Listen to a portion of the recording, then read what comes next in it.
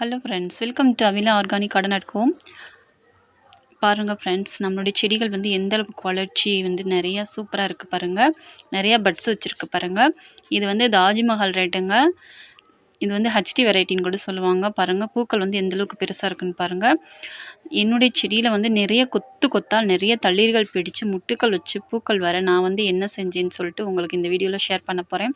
அதற்கு முன்னாடி நம்ம சேனலுக்கு நீங்கள் இப்போ தான் ஃபஸ்ட் டைம் வரீங்கன்னா சேனலை சப்ஸ்கிரைப் பண்ணி வச்சுக்கோங்க. கூட உள்ள பெல் பட்டனை கிளிக் பண்ணுங்கள், ஆல்னு தட்டி வச்சுக்கோங்க. அப்போ தான் நம்ம போடுற வீடியோக்களை நீங்கள் மிஸ் பண்ணாமல் பார்க்க முடியும்.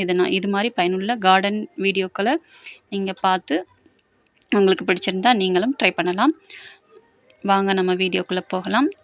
பாருங்கள், நான் வந்து கட் பண்ணி அதுக்கப்புறம் வந்துட்டு எவ்வளோ தளிர்கள் பிடிச்சு வந்திருக்குன்னு பாருங்கள். தளிர் பிடிச்சு அப்படியே அந்த தளிர்கள் ஒவ்வொன்றுக்குமே அப்படி இந்த தாஜ்மஹால் ரேட்டு பூக்கள் வந்து அப்படியே பட்ஸ் வந்து வச்சுச்சுங்க. சூப்பராகவே இருந்துச்சு.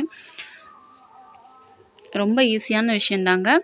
நீங்கள் ரெகுலராக வீட்டில் வந்து அரிசி கழுவுற தண்ணி இருக்கும், அதை வந்து நீங்கள் ஊற்றிக்கிட்டு வாங்க செடிகளுக்கு. செடிகளை காய விட்டுறாதீங்க. பாருங்கள், நான் நல்லா வந்துட்டு அந்த கீழே அந்த பட்ஸ் இருக்கும் பார்த்தீங்களா, சரி பட்டிங் போட்டிருப்பாங்க பார்த்தீங்களா, அந்த இடத்துல வந்து பார்த்திங்கன்னா மண்ணெல்லாம் போட்டு நல்லாவே கீழே மண்ணில் தான் வச்சுருப்பேன் இந்த செடி. நம்ம வந்து பூ பூத்து முடிச்சோன்னே கட் பண்ணி விட்டணும். அது 45 ஆங்கிளில் கட் பண்ணால் அப்போ தான் இந்த சம்மருக்கு வந்துட்டு டைரெக்டாக செடி வந்துட்டு இன்ஃபெக்ட் ஆகாமல் இருக்கும், அந்த வெயிலினுடைய தாக்கம் ஏற்படாமல் இருக்கும். அதுக்கப்புறம் மஞ்சள் கூட நீங்கள் வச்சு விடலாம். அப்புறம் அப்படின்னா நீங்கள் மீன் அமிலம் கூட அதை வந்து நீங்கள் அது மேலே வந்துட்டு ஒரு டாட் மாதிரி வச்சிடலாம். இதுவுமே நீங்கள் ட்ரை பண்ணி பாருங்கள். அடுத்து நம்ம முக்கியமாக பார்க்க போகிற ரெண்டாவது என்னென்னு பார்த்தீங்கன்னா, தொழு உரம் 15 நாளைக்கு ஒரு முறை கொடுங்க. நல்லா மக்க வச்சு கொடுங்க. நீங்கள் இந்த சம்மரில் வந்து தொழு உரம் போடலாமான்னு கேட்பீங்க. கண்டிப்பாக போடலாம். அதாவது ஆட்டுச்சாணம் இல்லாமல் அதிகமாக சேர்க்காம ரெண்டும் மிக்சடாக இருந்து நல்லா மக்க வச்சுருக்கணும். அது கூட நீங்கள் வந்து புளிச்ச தயிரை தெளித்து கொஞ்சம் நல்லா நிழல் பகுதியில் வச்சு நல்லா மக்க வச்சு அதை செடிகளுக்கு அடியில் கிளறி விட்டு செடிகளை சுற்றி போட்டு விட்டு கொஞ்சம் மண்ணை போட்டு மூடிடுங்க. தண்ணி கொடுங்க. இது மாதிரி கொடுத்தீங்கன்னா உங்களுடைய செடிகளுக்கு தேவையான சத்துக்கள் போகும். சம்மரில் கொடுக்கலாமான்னா இந்த மாதிரி நீங்கள் கொடுக்கலாம். நான் அப்படி தான் கொடுக்குறேன். அதுக்கப்புறம் வந்து காய்ந்த இலைகள் இருந்தால் நீங்கள் வந்துட்டு செடிகளை மூடாக்கு மாதிரி போடலாம்.